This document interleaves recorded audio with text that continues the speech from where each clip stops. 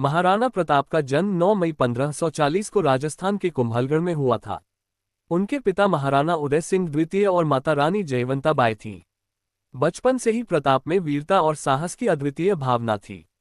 उन्होंने केवल 14 वर्ष की उम्र में घुड़सवारी और हथियार चलाने का प्रशिक्षण लेना शुरू कर दिया था। इस महाराणा प्रताप की कहानी में ये दिखाया गया है कि उन्होंने कैसे अपने प्रारंभिक जीवन में ही योद्धा बनने के गुण दिखाए, जो आगे चलकर एक महान योद्धा बनने में सहायक साबित हुए। महाराणा प्रताप की कहानी में एक महत्वपूर्ण मोड़ तब आया जब उनके पिता महाराणा उदय सिंह द्वितीय ने चित्तौड़गढ़ को छोड़कर उदयपुर को अपनी नई राजधानी बनाने का निर्णय लिया।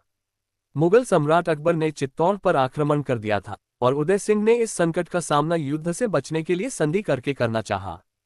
लेकिन महाराणा प्रताप इससे सहमत नहीं थे। उन्होंने अपने पिता के इस निर्णय के विपरीत जाकर चित्तौड़ को पुनः प्राप्त करने का संकल्प लिया। यह उनके अडिग संकल्प और वीरता का प्रतीक था, जो उन्हें भारतीय इतिहास में विशेष स्थान दिलाता है। महाराणा प्रताप की कहानी का एक महत्वपूर्ण अध्याय 1576 में हल्दी घाटी के युद्ध के रूप में दर्ज है। ये युद्ध महाराणा प्रताप और मुगलों के बीच हुआ था, जिसमें मुगल सेना का नेतृत्व अकबर के सेनापति मानसिंह प्रथम ने किया था। इस संघर्ष को भारतीय इतिहास में एक निर्णायक युद्ध माना जाता है।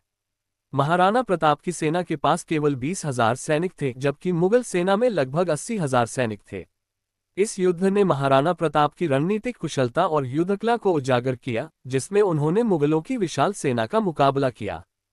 हल्दी घाटी के युद्ध में महाराणा प्रताप की कहानी ने अपने प्रिय घोड़े चेतक के साथ अविश्वसनीय साहस का प्रदर्शन किया। चेतक ने अपने स्वामी की रक्षा के लिए अपनी जान तक न्यौछावर कर दी। महाराणा प्रताप की वीरता और चेतक की वफादारी की यह कहानी आज भी प्रेरणादायक है। ये युद्ध निर्णायक नहीं था, लेकिन इसने महाराणा प्रताप को अमर कर दिया और उनकी वीरता की गाथा भारतीय लोककथाओं में हमेशा के लिए बस गई। हल्दी घाटी के युद्ध के बाद भी महाराणा प्रताप ने हार नहीं मानी। उन्होंने मुगलों के खिलाफ गुरिल्ला युद्ध की रणनीति अपनाई और कई वर्षों तक जंगलों में रहकर मुगल सेना से संघर्ष किया। कठिन परिस्थितियों के बावजूद महाराणा ने अपनी भूमि की स्वतंत्रता के लिए संघर्ष जारी रखा। उन्होंने मुगलों के किलों पर अनेकों बार आक्रमण किया और उन्हें हानि पहुंचाई। महाराणा प्रताप की कहानी के इस अध्याय में उनके संघर्ष और जीवटता का स्पष्ट चित्रण किया गया है। महाराणा प्रताप की कहानी उनके जीवन के संघर्ष और दृढ़ संकल्प की कहानी है। उन्होंने अपने जीवन में कभी हार नहीं मानी और हमेशा अपने आदर्शों पर अडिग रहे। उन्होंने न केवल एक योद्धा के रूप में बल्कि एक सच्चे राष्ट्रभक्त के रूप में भी अपनी पहचान बनाई। उनकी कहानी हमें ये सिखाती है कि चाहे कितनी भी कठिनाइयां आ जाएं, हमें अपने लक्ष्यों के प्रति दृढ़ रहना चाहिए।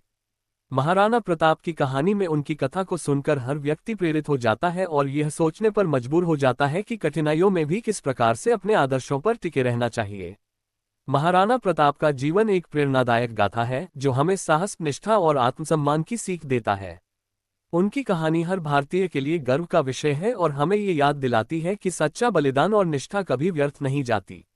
महाराणा प्रताप की कहानी में उनकी वीरता और संकल्प की गाथा को बार बार सुनाया जाता है, जिससे हमें ये प्रेरणा मिलती है कि जीवन में कितनी भी कठिनाइयां क्यों न आए, हमें अपने लक्ष्यों के प्रति दृढ़ रहना चाहिए।